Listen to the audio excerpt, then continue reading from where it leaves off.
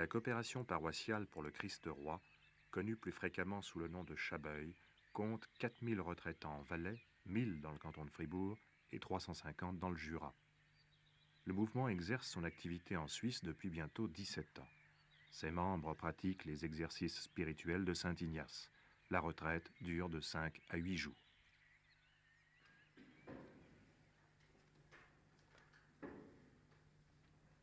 Ses dirigeants pensent que le problème de l'unité chrétienne est un problème philosophique. Il n'y a qu'une vérité objective. Par conséquent, on ne peut pas laisser agir chacun selon sa petite idée, sa petite vérité. C'est ainsi que l'on a pu dire que ce mouvement attirait surtout les traditionalistes.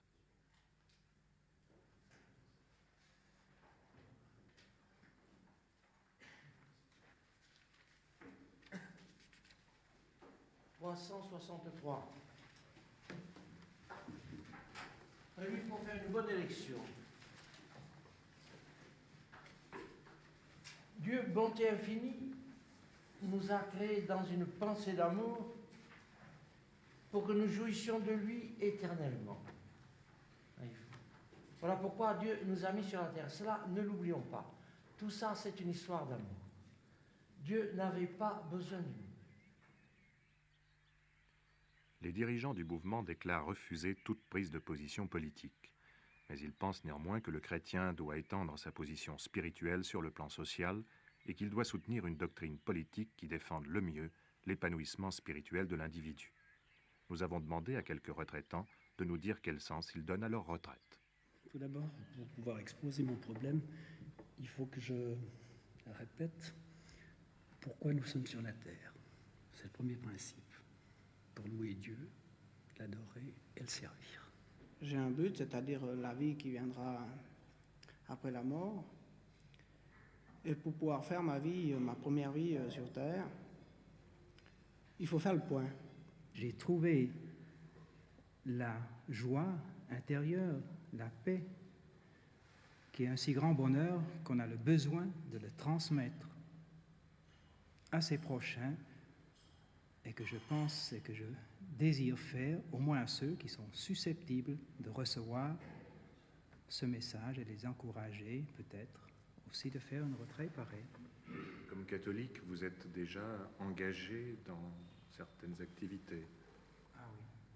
Conseil de paroisse, noyautage de cellules pour étudier le marxisme, pour pouvoir lutter contre le marxisme. Vous entendez par noyautage de cellules? Former des groupes d'études et étudier ce que c'est le communisme, la révolution et tout, pour avoir une base et ensuite pour pouvoir aider à ceux qui inconsciemment glissent dans cette terrible voie de socialisme, de marxisme et tout, pour leur ouvrir les yeux puis leur dire « halte là, vous allez à un endroit qui peut-être n'est pas le bon et vous vous en rendez pas du tout compte ». Si beaucoup de prêtres ont adopté la tenue de clergyman ou même l'habit de l'homme de la rue, dans les régions catholiques comme ici à Fribourg, il n'est malgré tout pas rare de croiser des prêtres en soutane. L'habit des sœurs s'est souvent simplifié aux dépens des cornettes, mais il n'a pas disparu. Il ne s'agit là que de signes visibles, dont la portée est pourtant plus importante qu'il n'y paraît. Ainsi, pour le catholique traditionnaliste ou intégriste, l'abandon de la soutane conduit inexorablement au mariage du prêtre. Les intégristes les plus absolus font peur à l'Église, car ils sont les seuls à envisager dans l'avenir la possibilité d'un schisme. Ardents défenseurs de la liturgie traditionnelle, pour ne pas s'opposer ouvertement à la hiérarchie, ils se retrouvent dans ce qu'ils appellent l'Église des silencieux. Nous avons demandé à un représentant de la tendance traditionnaliste, le chanoine von der Weide, de nous livrer son opinion sur ces sujets qui divisent l'Église. Soi-disant, pour être fidèle à l'esprit du Concile, on nous interdit le latin. Il est très difficile actuellement de chanter ou de dire une messe en latin. Vous-même, vous en avez subi l'expérience, si je puis dire. Oh, moi-même. Alors, si je voulais venir au souvenir personnel, je vous dirais que il y a 2 ou 3 ans, notre évêque, Monseigneur François Charrière, avait donné l'ordre que dans chaque paroisse de ville, il y ait chaque dimanche au moins une messe en latin. Alors moi qui disais tous les dimanches ma messe à 7 heures du matin en latin, j'ai offert à la paroisse le fait que cette messe soit prévue dans les programmes, dans les horaires des services religieux, comme messe en latin. Et un beau jour, j'apprends qu'à partir du 1er décembre 1969, la messe de 7 heures était supprimée et que les portes de la cathédrale seraient ouvertes à 8h moins 10. J'ai continué à dire ma messe en latin, mais devant une cathédrale absolument vide et fermée à clé. Si c'est cela, l'interprétation des paroles du Concile, franchement, je ne pense pas.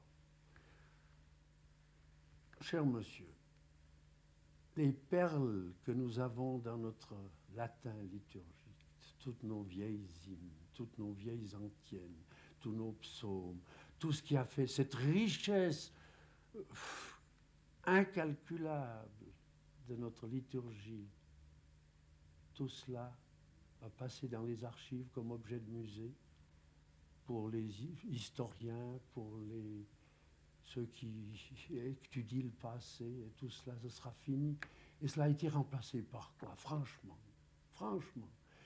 À votre avis, pourquoi quantité de prêtres aujourd'hui enlève-t-il la soutane?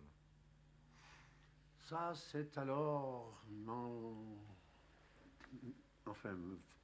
prendre dans un sujet beaucoup plus vaste. Et là je vous dis le fond de ma pensée, j'ai l'impression que nous tombons dans une nouvelle religion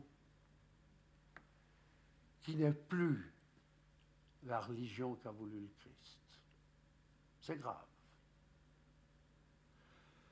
Nous tombons dans une religion qui veut mettre l'homme, avec H majuscule, à la place de Dieu. Le monde, je ne dirais pas à la place de l'Église, mais à côté de l'Église, ou plutôt il faut que l'Église se conforme au monde. Ce monde dont Jésus-Christ a dit « Je ne prie pas pour le monde, vous n'êtes pas de ce monde », etc. C'est le culte de l'homme qui prend la place du culte de Dieu. Et j'entends encore le père Cardonnel dire à la TV la divinité de Jésus-Christ. Mais Jésus-Christ est tellement homme qu'il en devient Dieu. Vous voyez, c'est nier la divinité de Jésus-Christ, c'est remplacer Dieu par l'homme. Et alors, il faut être tellement du monde qu'il faut, on est contre le clergé, n'est-ce pas? Le clergé lui-même se décléricalise, le clergé se désacralise, veut devenir un homme comme un autre, et il ne veut pas qu'il soit clair.